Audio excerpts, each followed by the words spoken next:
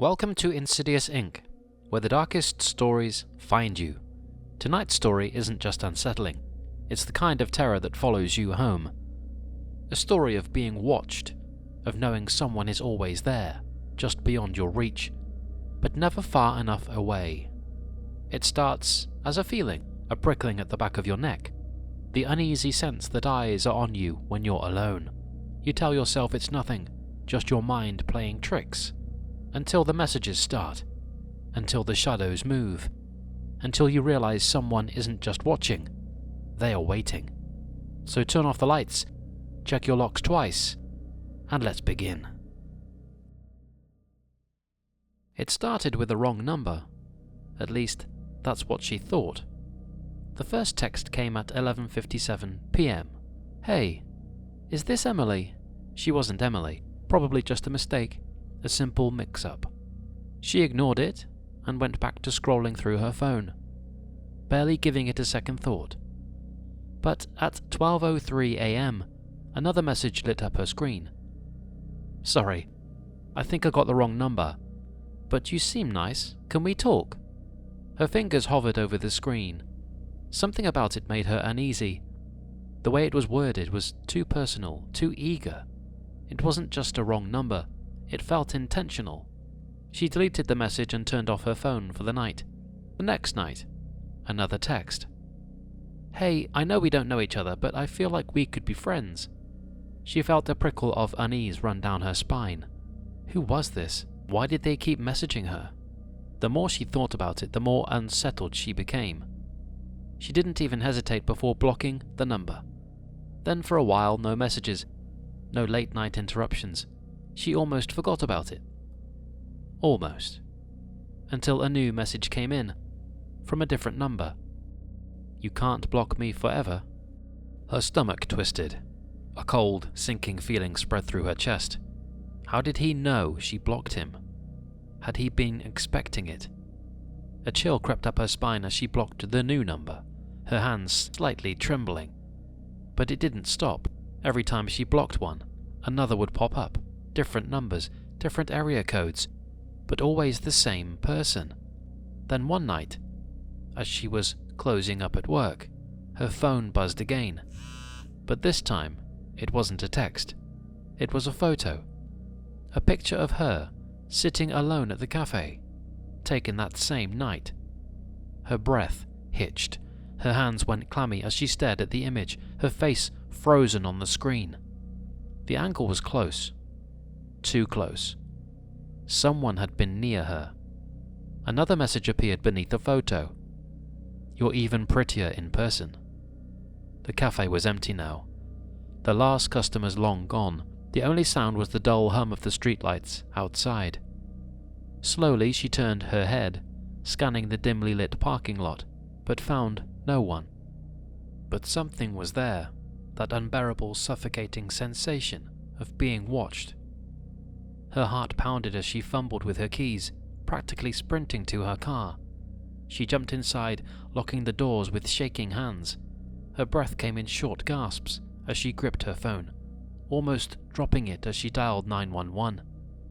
A voice answered on the other end, but before she could speak, another message came through. Drive safe. Her fingers hovered over the dial pad, her breath coming in ragged gasps. 911, what's your emergency? The operator's voice barely registered. Her thoughts were tangled, her mind racing. She turned the key in the ignition with shaking hands, her eyes darting between the glowing screen of her phone and the rearview mirror. The message still glared at her from the screen. Drive safe. She swallowed hard, the weight of the words sinking into her bones. He was watching, right now, somewhere close. Hello? Someone's been following me. They just sent me a picture of myself tonight at work. She stammered, her voice barely above a whisper. Are you in a safe location? Safe? She didn't know. Her knuckles turned white as she gripped the steering wheel, scanning the dark parking lot. No movement. No footsteps. No figures lurking in the shadows. But she felt it, that invisible pull of unseen eyes. The operator was still talking, but she barely heard. Her focus was on one thing: getting out of there. She peeled out of the parking lot, the tires screeching against the pavement. Her heart pounded as she glanced at the rear view mirror. The road behind her was empty. No headlights, no taillights. But she knew better. He was there. Somewhere. The police met her at her apartment, took her statement, and told her the same things they always did. Change your number, stay alert, let us know if anything else happens. She did everything they said, but it didn't stop, because he always found her. The first message came the next night.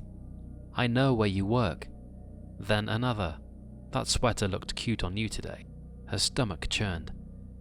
Then the worst one yet. I saw you smile at that guy. You shouldn't do that. Her skin crawled. It wasn't just messages anymore, it was control. A tightening noose around her life. She started watching her back more, taking different routes home, always checking the locks, but deep down she knew it didn't matter. Then one night, it escalated. She woke up to a sound. It was a slow and deliberate tapping. Tap, tap, tap. Her blood turned to ice. She didn't move, didn't breathe. Her phone lit up on the nightstand. The screen cast an eerie glow across the dark room. A message. Why won't you let me in? Her breath hitched. The tapping stopped. Her eyes flickered toward the window, but she couldn't bring herself to turn her head. The weight of something waiting on the other side was unbearable. Then, a creak. Not from the window, but from inside the room. Her closet door. Her heart slammed against her ribs as a sliver of darkness widened, the wood groaning as it shifted. She bolted, keys, shoes, phone. That's all she grabbed before running out into the cold night air, barefoot and shaking. By the time the police arrived, her bedroom window was wide open. No footprints inside, no fingerprints on the glass. Just a single note on her pillow. You should lock your windows. What if someone dangerous got in? She left town that night, changed everything. Her job, her number, her name. For 3 years it worked. Until last week, when she got a text from an unknown number. I finally found you again. Why did you run away from me? Don't you miss me? Her stomach dropped. No, this isn't happening. Her hands trembled as she typed back. Who is this? She already knew, but she needed to see it, needed to confirm the nightmare. The 3 dots appeared. Then, you know who. Her breath hitched. Her hands went clammy, the phone nearly slipping from her grip. 3 years. 3 years since she vanished from her old life. New state, new home, new name. He shouldn't have been able to find her, but he did.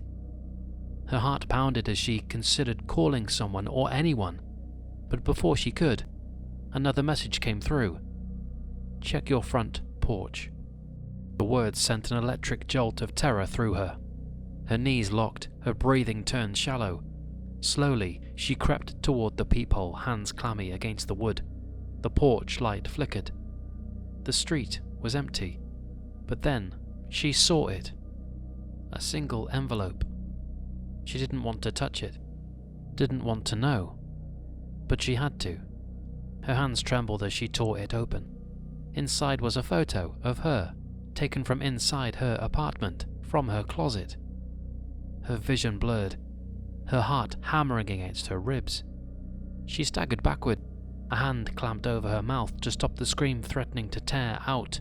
Then, her phone buzzed again. A final message. I never really left. I can't live without you. See you soon.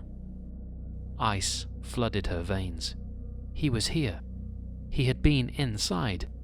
Her gaze snapped to the closet door. It was open just an inch. Had it been like that before? Her body tensed, every nerve screaming at her to run. But then, a whisper. You left the window unlocked. Her stomach dropped A sharp breath tore from her throat as she bolted for the front door. Her fingers fumbled at the lock, her movement sluggish, every second stretching into eternity. She yanked the door open and ran, down the stairs, out into the cold, her feet slapping against the pavement. She didn't stop until she reached the street. Only then did she dare to look back. Her apartment was dark, but in the window she saw a shadow, and even with the distance between them, she felt it. This wasn't over, because people like him, they never stop.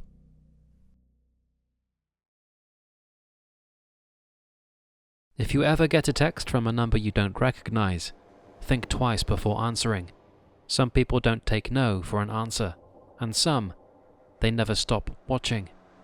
Thanks for watching Insidious Inc. If you enjoyed this story, make sure you like, leave a comment, and subscribe.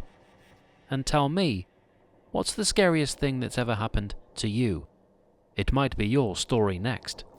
Until next time, keep your doors locked.